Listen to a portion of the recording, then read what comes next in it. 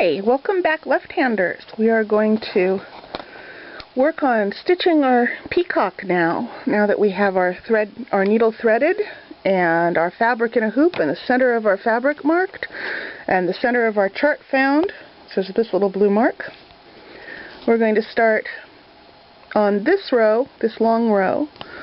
Now if you watched the right hand video, you'll know that we started on this side and worked left to right.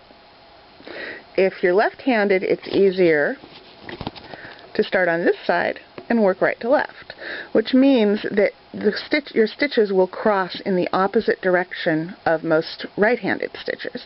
Now, this is generally not a problem unless you're working on the same project as a right-handed stitcher, in which case you'll want to be careful that everybody's stitches cross in the same direction. But that's really rare. We're really a bunch of solitary, stitchy people. Round robins can be multiple people, though. So it is good to know that you'll want to make sure that your stitches all cross in the same direction. I also know some right-handers stitch the way I'm going to teach a left-hander to, and some left-handers stitch the way I teach right-handers to. So it doesn't matter. You just have to make sure that they all go the same way. So we're going to start this with a way waist knot, which is good for any fabric, any thread number in your needle.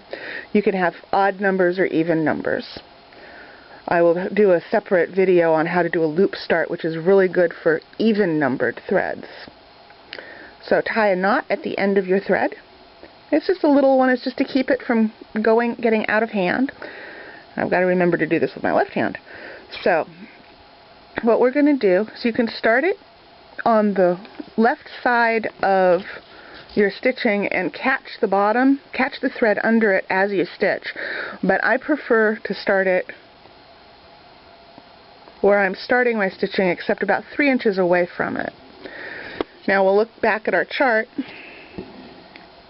and the center piece is here, and it's up 1 from the center and over 4. So what we're going to do is we're going to go up 1 and over 1, 2, 3, 4, and bring that up. Now our stitch is going to go from the bottom right to the upper left, and there are 9 of them in this row. You count 9 stitches of those little black ovals. So we're going to stitch 9. 1, 2. I'm doing this with a stab stitch, which means I'm always using my left hand.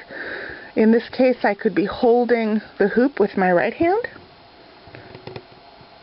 and then the needle just goes up and down. Oops. Now these, you be careful, you're going down through the big hole. Oops.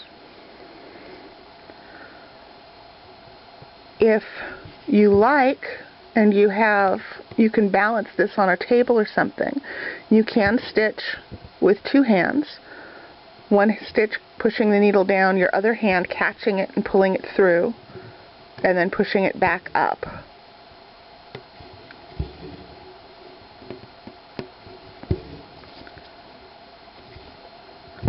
But when you're beginning, the stabbing method is much easier than any of the other alternatives, I think. 1, 2, 3, 4, 5, 6, 7, 8, so 1 more.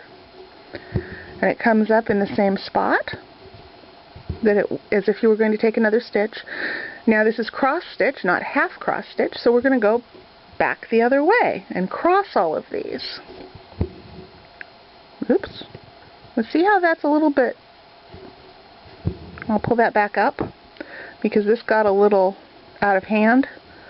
Straighten that tension out.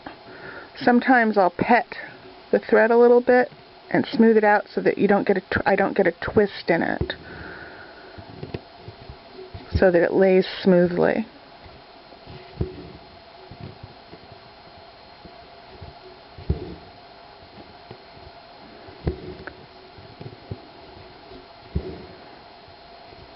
And you just go through and finish it that way.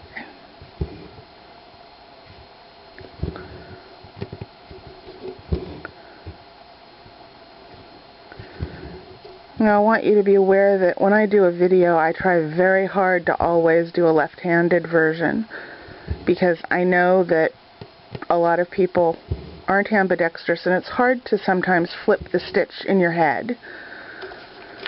So it's a lot easier to be able to see it. So that was those 9. We're going to go out 1 and over 2, because those are the next 2 on the down. So it comes out 1 and down, and then we're going to go over 2, making sure that the tension stays even.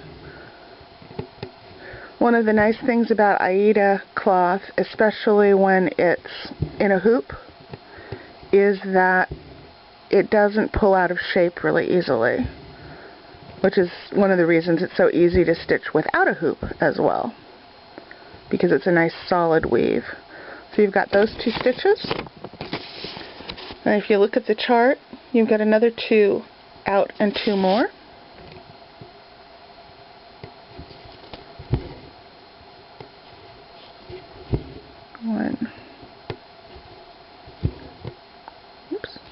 Sometimes your thread will get twisted. You can either hang it and dangle it, or you can just untwist it by twirling your needle in the opposite direction.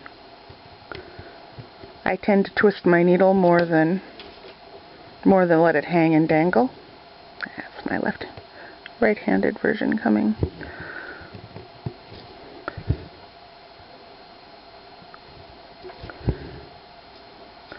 Now the next step on this, we've had our 2 sets of 2.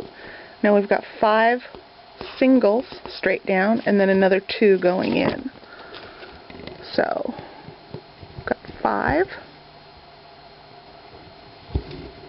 Stitch it 1.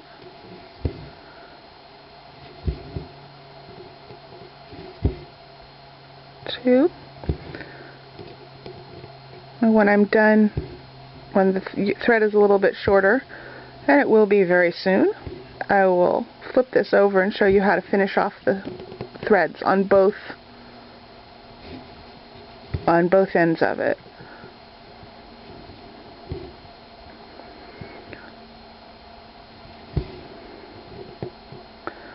And you'll notice I came down here and I didn't do the middle ones. That's because I don't want to skip a bunch of threads in the middle, because if the thread goes behind one of these holes, you'll see it. And on some of the finer fabrics, you can see darker colors even behind the white that doesn't have holes on it. So there's my 5. And if you'll notice, I have switched back to stitching when my cross is going the opposite direction. So I'm pulling them out. You can tell which way I normally stitch. I have to really concentrate. Even when I stitch left-handed, to cross my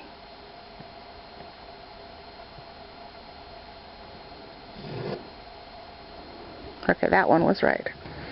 To cross my crosses the same direction when I'm crossing them this way.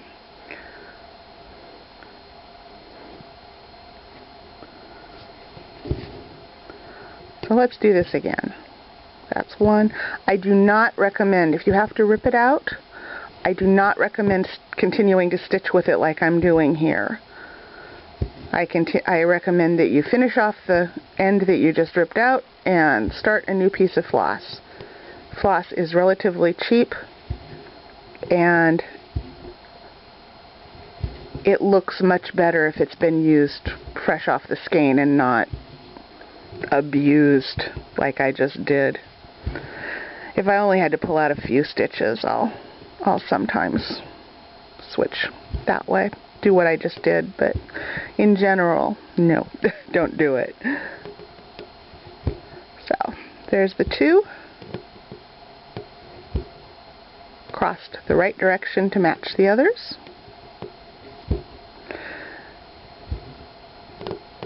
And let's park the needle over here, which means I just stuck it through. If you're holding the hoop, you won't need to do this, but I have to turn it around in my frame. So, now we're back on the back. Actually, let's go back to the front. This knot is going to come out. So what we're going to do, here, let's see if I can get it where you can see it better. We're going to pull, get it where you can see it at all. Alright, we're going to pull that up just slightly and just trim that knot off.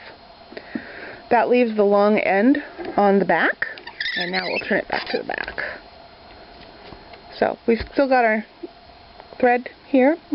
To weave in the ends, that's exactly what you're going to do. You're going to go weave under these 2 or 3 stitches.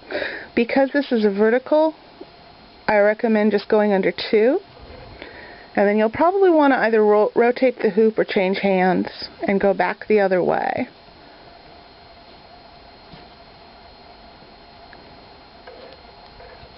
And 3 or 4 times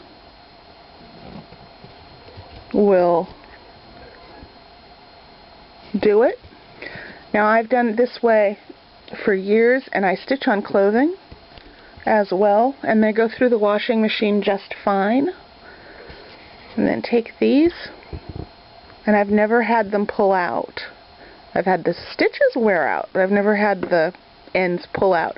As long as you go under, on this one with a long one, you run it through 4 or 5 stitches. In this case we'll go through 5. You can also pull back and go through that last stitch again and then a couple more if you're really worried about it pulling out in the wash or something, so that there's a loop around one of them. And then, now these are right-handed scissors, which is why I keep using them with my right hand. And you just clip it off close to the edge without clipping the stitches, and you've got the beginning of your cross stitch done. Now you'll just go back to the chart and finish the green, and then switch to this color.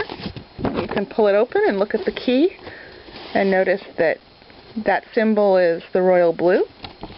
So you can fill this in with that and these. It's just like paint by number, and when you're done you'll have a beautiful picture. I hope you enjoy it. Thank you.